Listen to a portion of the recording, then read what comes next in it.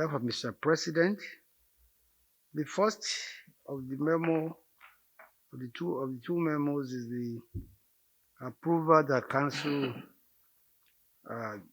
granted for the award of contracts for the 2021 emergency procurement of first and second quarters accelerated soil erosion, flood and pollution control intervention projects. I'm sure you are aware that it's an ecological project office which intervenes regularly to control soil erosion, flood, in favor of states. The Ecological Project Office receives complaints of serious threat to community and to the land, and it's instructive to note that during this administration we have intervened in at least in 291 projects, out of which 263 have been completed and handed over to beneficiary communities and institutions, while a total of 28 are at various stages of completion. For today, the 14 projects that were approved as follow: erosion and flood control works around the Transniki Federal Housing Estate at 33 Road, Onitsha, Anambra State, for the sum of 939,135,000. 2. Reinforced concrete channels in Uburu, Phase 2, Ebonyi State. This was awarded at the sum of 1.997 billion naira. Number 3 is erosion and flood control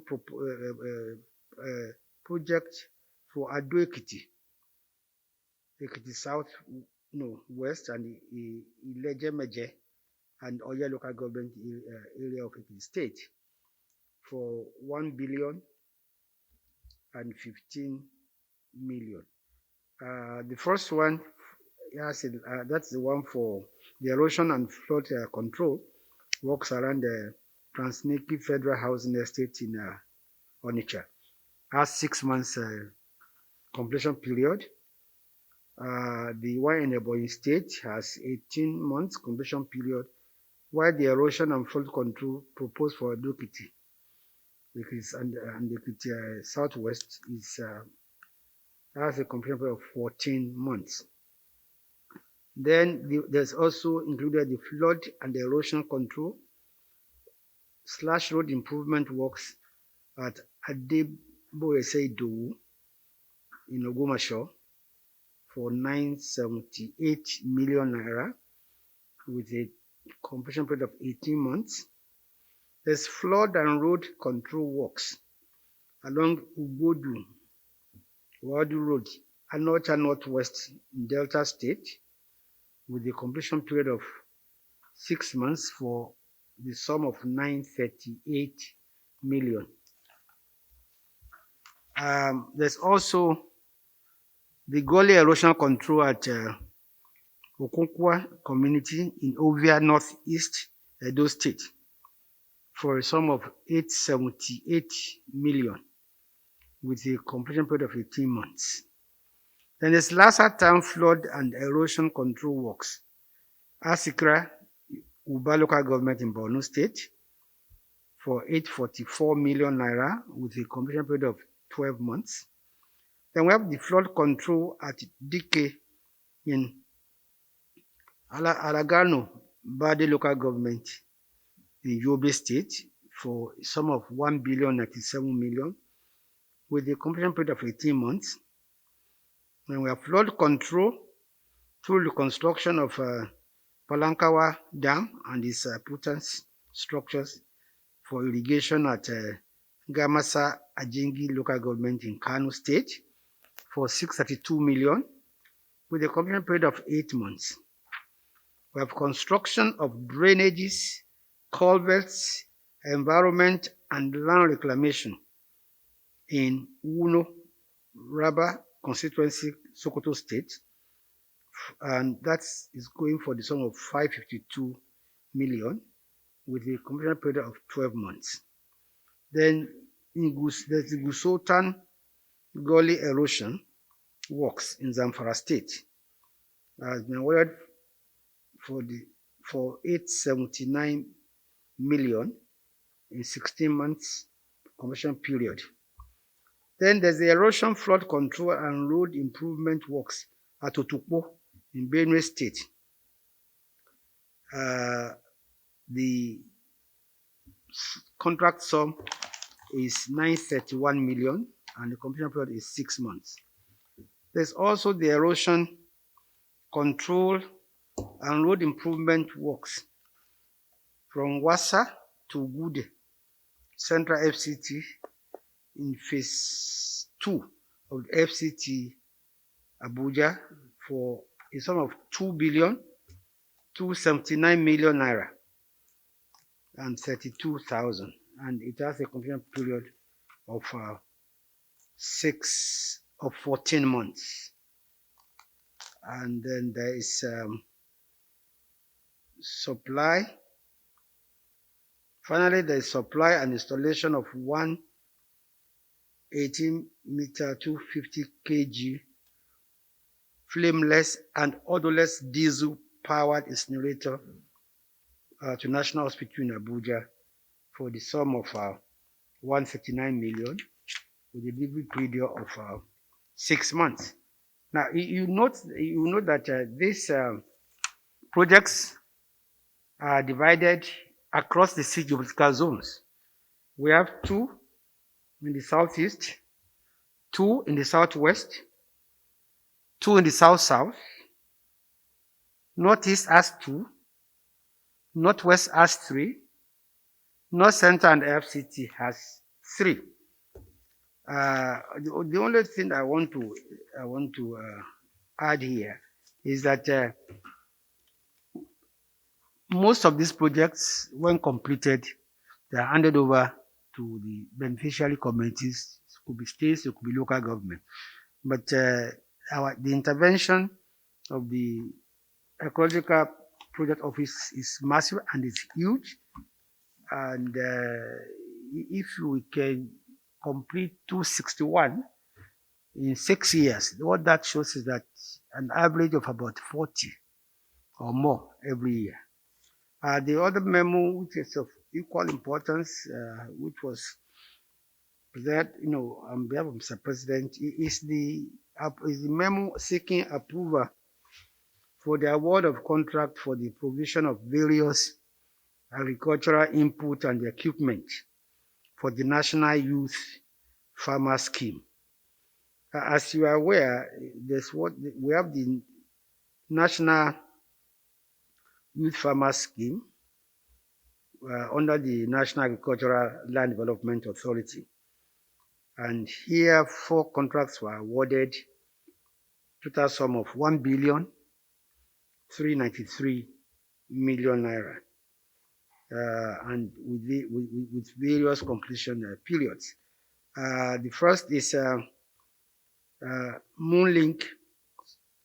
Sorry, the first is provision of farmer inputs such as seeds, cuttings, planting materials, agrochemicals, fertilizers, growth enhancers, aflasafe for 3,000 hectares in Abia, Adamawa, Borno, Gombe, Ekiti, Imo, Jigawa, Katsina, Kebbi, Niger, Osun, Yobe, and Enugu states. And that is for the sum of 313 million. And this should be delivered in 2 weeks' time. The second is supply of tractors, plows, weeders, disc arrows, hydraulic tripping trailers, logistics and deliveries to selected states such as Kaduna, Katsina, Kebbi, Osun,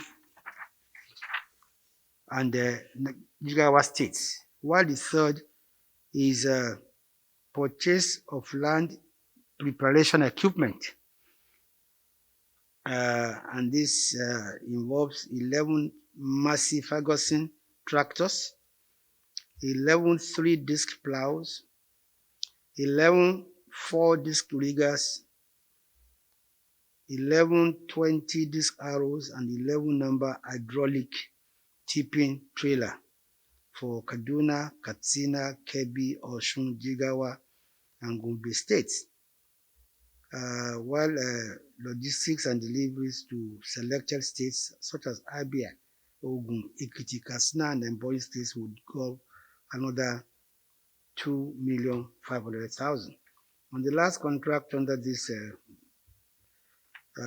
on this paper is the professional and technical enhancement for the National Youth Farmer Scheme in Ogun, Ekiti, Abia, Imo, Adamawa, Cross Rivers, Katsina, Jigawa, Kebbi, and Kogi, Borno, and Rivers states for the sum of 213 million with a completion period of 1 week, totaling 1,293,650,425,000. Now, the significance of this contract is that the federal government is once again reiterating the emphasis it's put on agriculture and how we want agriculture not just to be, big land, owners or land, big farmers, but to encourage even our youth to go into agriculture. I'm sure you all recall that yesterday Mr. President went to launch the rice pyramid. And the good thing about the Anchor Borers program is that it relies heavily on small farmholders rather than big companies, and it has benefited over 3 million small farmholders. And the food security of this country actually depends on when we take charge of our production. And the federal government is not just investing or promoting rice; it's promoting 23 other crops. And this is another example of how we are trying to penetrate down to encourage our farmers, our young people to own land. We give them land, we prepare the land for them. We also give them equipment, and fertilizers and other agri products to ensure that we have food security. Thank you very much. As for the removal of fuel subsidy, I think you will give me time to give me time to consult with the relevant, departments and ministries, and then I'll get back to you. Then I think the issue of the ministerial retreats, and what we do as minister is that we attend these retreats, we give our reports, score, and then we give a scorecard, and it's not left for the office of the SGF and Mr. President to decide what to do with them. So probably you might be able to ask the SGF on the progress of those retreats.